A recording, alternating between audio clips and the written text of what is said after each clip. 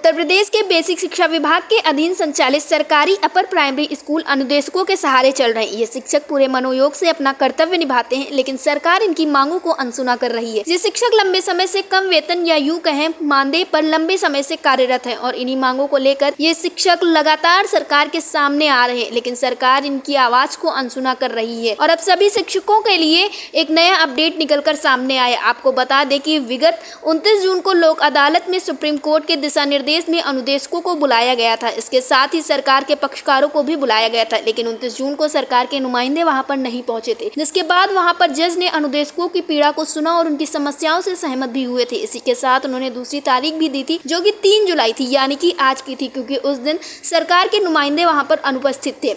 इस वजह से आज के लिए फिर से नोटिस दिया गया था, क्योंकि सुप्रीम कोर्ट का आदेश है कि दोनों पक्ष एक साथ बैठकर समस्याओं का हल करें। अब देखना ये होगा कि आज 4:30 बजे सरकार के पक्षकार लोक अदालत में पहुंचते हैं या नहीं। और इसी विषय पर अटल टीवी की टीम ने प्रदेश अध्यक्ष विक्रम सिंह से टेलीफोनिक वार्ता की। उन्होंने क्या कुछ कहा, आप भी सुनिए। विक्रम जी, हमारे चैनल अटल टीवी पे आपका बहुत बहुत स्वागत है जी। हाल ही में आप अनुदेशकों की समस्याओं को लेकर न्यायालय पहुंचे थे, वहां से क्या कुछ निकलकर सामने आया है? जी, सबसे पहले तो अटल न्यूज का बहुत बहुत धन्यवाद कि लगातार आप लोगों ने हम अनुदेशकों की पीड़ा को समाज और शासन प्रशासन के समक्ष रखने का कार्य किया। जी। अभी माननीय सुप्रीम कोर्ट में हम लोग की 27 अगस्त की कंप्यूटर जनरेटेड डेट लगी है जी। और उससे पहले अभी विगत दिनों 29 जून 2024 को जी। लोक अदालत माननीय सुप्रीम कोर्ट के दिशा निर्देश में लोक अदालत में हम लोग को बुलाया गया था 29 तारीख को जी। दोनों पक्षों को बुलाया गया था, सरकार को भी और हम लोग को भी जी। तो 29 जून को सरकार का तो कोई नुमाइंदे उस मीटिंग में नहीं आए जी। हम लोग पहुंचे थे जो गोरखपुर के दीवानी न्यायालय में जी। और वहां पे माननीय जज साहब ने हम लोग की पूरी बात को समझा। उन्होंने कहा कि आप अपनी पूरी बात को हमें विस्तार से समझाइए। मैं वहां गोरखपुर के 6-7 साथियों के साथ गया था और मैंने पूरी बात उनको विस्तार से समझाई और विस्तार से समझाने के बाद वो काफी मर्माहत दिखे। उनको लग रहा था कि अनुदेशकों के साथ बहुत गलत हुआ है और वो हमारी पीड़ा से काफी सहमत हुए और कहे एक आपके साथ काफी गलत हुआ है। जब बात हुई कि दूसरे पक्ष मतलब उन्होंने पूछा कि कौन कौन किसको किसको आप लोगों ने पार्टी बनाया है, तो हम लोगों ने जब बताया तो उन्होंने अपने उनको अधीनस्थ को बुलाया और पूछा कि इन लोगों को नोटिस जारी हुआ था, ये लोग आए क्यों नहीं? तो मालूम चला ये लोग आए नहीं थे उस दिन। तो फिर ये हुआ कि फिर इनको नोटिस जारी करो और 3 जुलाई को उन लोगों को भी बुलाइए और मुझे भी कहा गया कि आप भी आइए 3 जुलाई को 4:30 बजे। आज अभी से 1.5 घंटे बाद जब आपसे बात हो रही है 4:30 बजे हम लोग गोरखपुर के दीवानी न्यायालय में पहुंचेंगे और वहां पे लोक अदालत में हम लोग के चूंकि सुप्रीम कोर्ट का दिशा निर्देश है कि दोनों पक्ष आपस में बैठकर सुलह समझौता करके मामले का निपटारा करे, लेकिन अभी तक दुखद है कि दूसरा पक्ष 29 तारीख को आया नहीं। अब आज देखिए 4:30 बजे जब हम लोग पहुंचते हैं तो दूसरा पक्ष आता है, मतलब जिसको निर्णय लेना है। हम लोग तो पीड़ित है, हम लोग तो पीड़ित पक्ष के हैं। अब जिसको निर्णय लेना है, जिसको उद्धार करना है, जिसको अनुदेशकों की पीड़ा को समझ के उसका समाधान करना है, अभी से 1.5 घंटे बाद हम लोग फिर दीवानी न्यायालय गोरखपुर में पहुंचेंगे अपने साथियों के साथ और वहां देखते हैं लोक अदालत में सरकार के नुमाइंदे आते हैं कि नहीं और आते हैं तो फिर क्या बात होती है। ये फिर मैं जैसे ही खत्म होगा फिर आपको मैं बताने का कार्य करूंगा। जी। विक्रम जी, अगर बात करें हम संसद की तो हाल ही में शिक्षा मित्रों की आवाज वहां पे उठाई गई, लेकिन जो आवाज उठाई गई है वो विपक्ष के द्वारा उठाई गई और इसके पहले भी अनुदेशक हो या फिर संविदा कर्मचारी हो या फिर शिक्षा मित्रों, सबकी आवाज विपक्ष लगातार उठाता चला आ रहा है और ऐसे में सत्ता पक्ष जो है वो निकलकर सामने नहीं आ रहा है। तो आप क्या कुछ कहना चाहेंगे?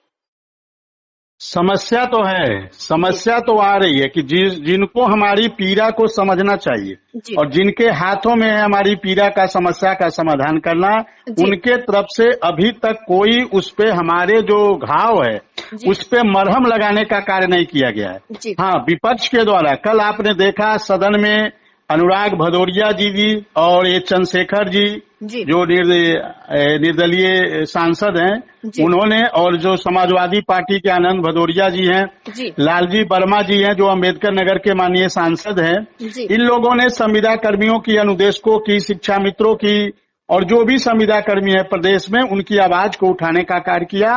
और विपक्ष को हम धन्यवाद देना चाहते हैं कि लगातार विपक्ष, चाहे जब आपने देखा होगा विधानसभा की कार्रवाई हो रही थी, विधानसभा में भी लगातार सवाल उठाए गए, विधान परिषद में भी लगातार सवाल उठाए गए, और अब जब संसद चल रहा है तो संसद में भी लगातार हम शिक्षा मित्रों की, अनुदेशकों की पीड़ा को वहां पे बताया गया।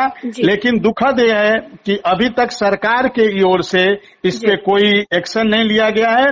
हालांकि हम लोग आशावादी हैं। अभी कल जो कैबिनेट मीटिंग हुई है उसमें इंटर के जो हमारे तदर्थ शिक्षक हैं उनके मानदेय को बढ़ाने का कार्य किया गया है, 25,000 और 30,000।